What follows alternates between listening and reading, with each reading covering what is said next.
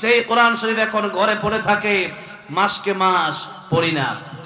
রমজান মাস চলে গেছে, সেই কোরআন পড়ি না, কোরআন শুদ্ধ করে শিখি না, আর কোরআন নিজেদের সন্তানকে আমরা এখন শিখাই না। যারা শিখাই না তাদের কথা বলছি। এই কোরআন শরীফ আল্লাহ বললেন সবচেয়ে দামি নিয়ামতের নাম। কেন? এর কারণটা কি? আল্লাহ রাব্বুল আমিন বললেন কিতাবুন আনজালনাহু ইলাইকা লিতুখরিজান নাস মিনায-যুলুমাতি ইলান-নূর। এই কোরআনের মাধ্যমে আমরা জাহান্নাম থেকে বেঁচে জান্নাতে যেতে পারবো, জাহান্নাম থেকে বেঁচে জান্নাতে যেতে পারবো।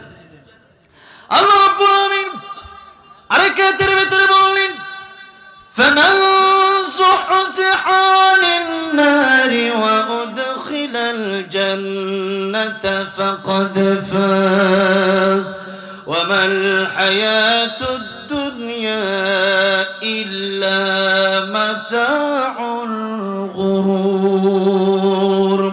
জেনে রাখো, সফল যদি হতে চাও, জান্নাতের ভেতরে যে ব্যক্তি ঢুকতে পারলো, জাহান্নাম থেকে যে ব্যক্তি বেঁচে গেল, ফাকাদ ফাজ, সে ব্যক্তি সফল হয়ে গেল।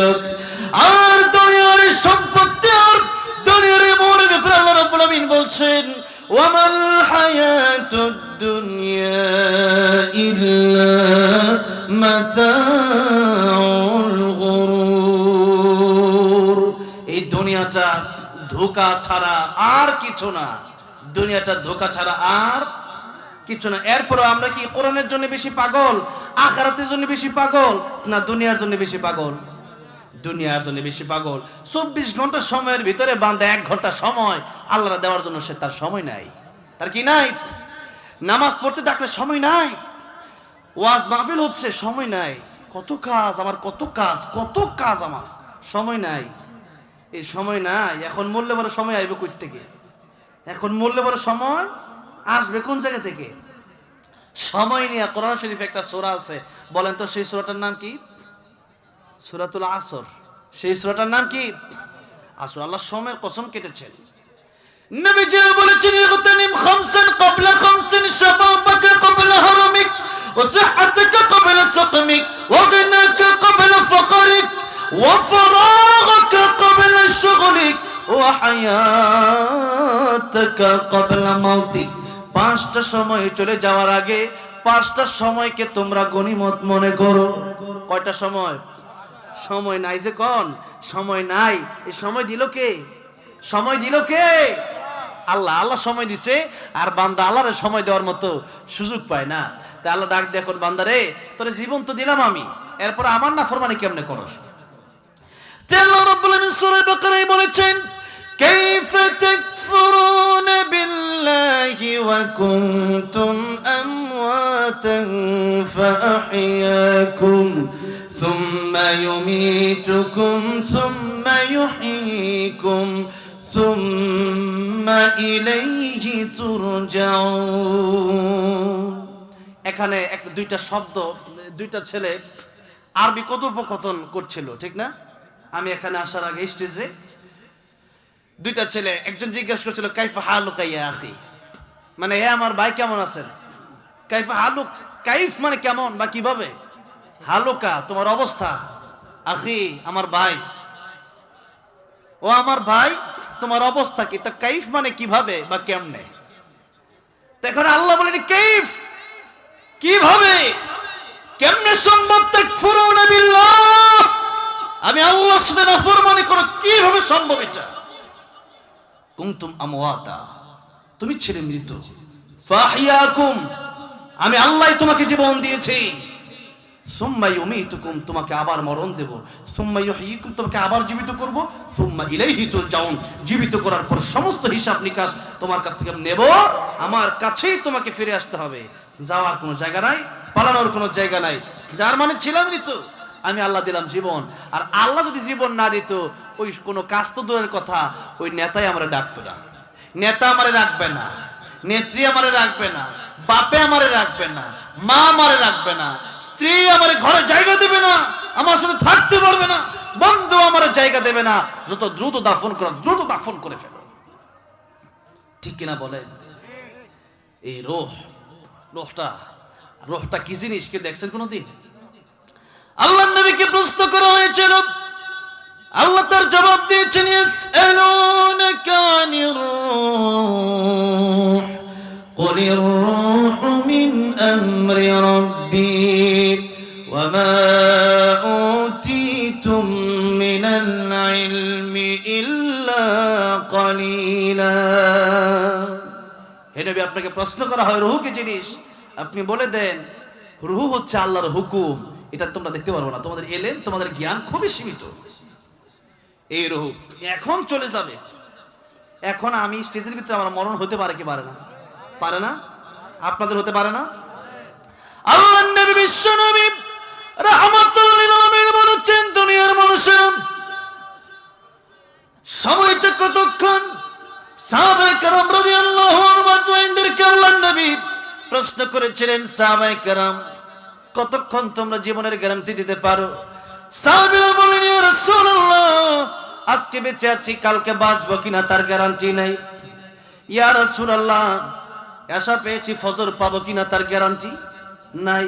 ইয়া রাসূলুল্লাহ, 1 ঘন্টা সময়, এখন বাজে 12:31, আগামী 1 ঘন্টা পাবো কিনা তার কোনো গ্যারান্টি নাই। আল্লাহর নবী বলেন, ও সাহাবীরা, এত বেশি সময় তোমরা বললা, এত বেশি সময় তোমরা বললা, কেউ একদিন, কেউ 1 ওয়াক্ত নামাজ, কেউ 1 ঘন্টা টাইম।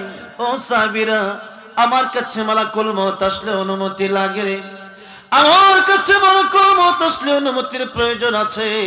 আল্লাহর নবীর কাছে যখন মালাকুল মউত এসেছিল, অনুমতি নিয়েছিল কি নাই? অনুমতি নিয়েছিল। দরজার বাইরে দাঁড়ায় সালাম দিচ্ছেন, আসসালাতু ওয়াসসালামু আলাইকা ইয়া রাসূলুল্লাহ, আসসালাতু ওয়াসসালামু আলাইকা ইয়া হাবিবাল্লাহ। নবীজি বলেন, ফাতেমা, দরজার বাইরে কে যেন সালাম দেয় দেখো। ফাতেমা রাদিয়াল্লাহু আনহা দরজা খুললেন। ঠিক ফাতেমা রাদিয়াল্লাহু আনহা মালাকুল মউতকে দেখার কথা না, কিন্তু আল্লাহ বললেন তুমি আজকে দেখা দাও। নবী বলেছেন, দরজার বাইরে কে যেন দাঁড়ায় আছে। ফাতেমা রাদিয়াল্লাহু আনহা দরজা খুলে দেখলেন যার মাথা আকাশে, যার পা দুটি জমিনে।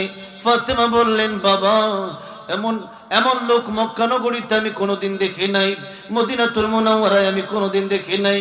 নবীজি কয়েকদিন যাবত মারাত্মক লেভেলের অসুস্থ। নবীজির বুকে ব্যথা, মাথা মোবারকে ব্যথার পরেও নবীজি কষ্ট করে যখন গাঁটটা ঘোরালেন, মাথা মোবারক ঘোরালেন, নবীজি ঠিকই চিনতে পেরেছেন।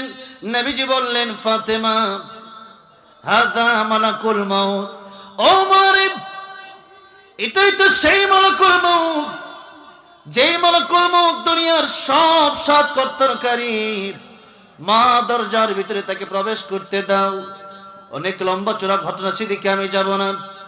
ফাতেমা রাদিয়াল্লাহু আনহা দরজা খুলে দিলেন, আসলেন তিনি। অতঃপর আবার অনুমতি নিলেন। নবীজি বললেন, হাত্তা ইয়াতিয়ানি জিবরাইল, জিবরাইল আসার আগ পর্যন্ত তুমি কিছুক্ষণ সময় অপেক্ষা করো। আবার তিনি অপেক্ষা করতে লাগলেন। জিবরাইল আমিন আসলেন। এরপর উম্মতের ব্যাপার নিয়ে লম্বা চড়া ফয়সালা হয়েছে। এরপরে আল্লাহ নবীর কাছ থেকে আবার অনুমতি নিয়েছিলেন। এই হলো 3 বার। মালাকুল মউত আল্লাহ নবীর কাছ থেকে নবীজির রূহ বের করার জন্য পারমিশন নিয়েছিলেন কয়বার? 3 বার। আল্লাহ নবী বলেন, সাহাবীরা, মালাকুল মউত আমার কাছে আসলে অনুমতির প্রয়োজন আছে। এরপর আমি বিশ্ব নবী, আমি সাইয়্যিদুল মুরসালিন, আমি খাতামুন নবীন, আমি রাহমাতুল লিল আলামিন। এরপরেও আমি নবীজি 1 ঘন্টা, 1 দিন, 1 ওয়াক্ত নামাজ তো দিতে পারি না। নামাজের পরে ডান দিকে সালাম ফিরায়া বাম দিকে সালাম ফিরাবো, এতটুকু গ্যারান্টি আমি রাহমাতুল লিল আলামিন নবীও দিতে পারি না।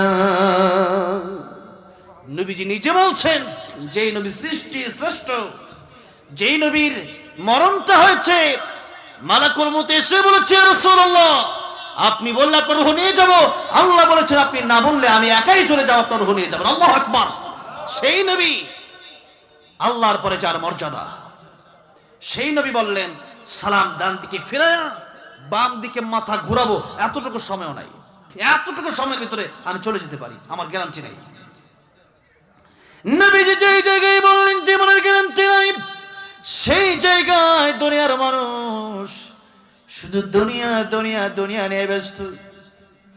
এই দুনিয়া নিয়ে আপনি ব্যস্ত হয়ে পড়েছি। 24 ঘন্টার ভিতরে 5 ওয়াক্ত নামাজ পড়ার জন্য সময় প্রয়োজন 1 ঘন্টা, সে 1 ঘন্টাও আল্লাহকে দেওয়ার জন্য রাজি না, সময় নাই। ব্যবসা আছে, বাণিজ্য আছে, চাকরি আছে, কাজ আছে, ব্যাংক ব্যালেন্স আছে, কত কাজ, নামাজের সময় নাই, অথচ জীবনের গ্যারান্টি নাই। তাই কবি বলেছেন আমার মরণ আসিবে কখন কেউ তো জানে না। বলেন না, আমার মরণ আসিবে কখন কেউ তো জানে না। আমি মরে গেলে আমায় তোমরা ভুইলা যাও না। আমি চলে গেলে আমায় তোমরা ভুইলা যাও না। আমার মরণ আসিবে কখন কেউ তো জানে না।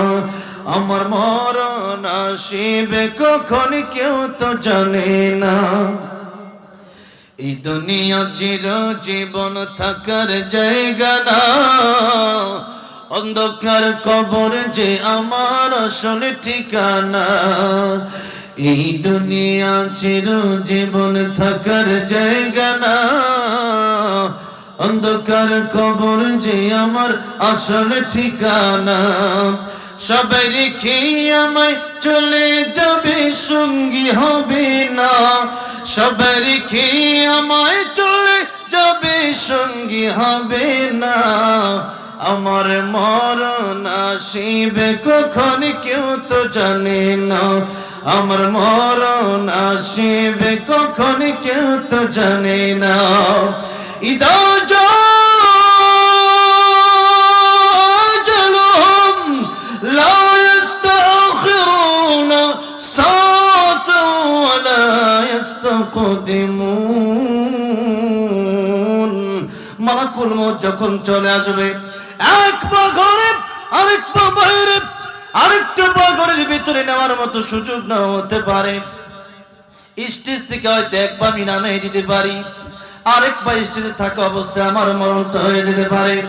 প্যান্ডেলের বাইরে 1 পা, প্যান্ডেলের ভেতরে আরেক পা থাকা অবস্থায় মরণ হয়ে যেতে পারে। তাই নবীজি বললেন, ইগতানিম, কদর করো, গনিমত মনে করো, খামসান ক্বাবলা খামসিন, 5টার সময় চলে যাওয়ার আগে 5টার সময়কে তোমরা গনিমত মনে করো। কয় সময়? জোরে বলেন, কয় সময়? 1 নম্বরে আল্লাহর নবী বললেন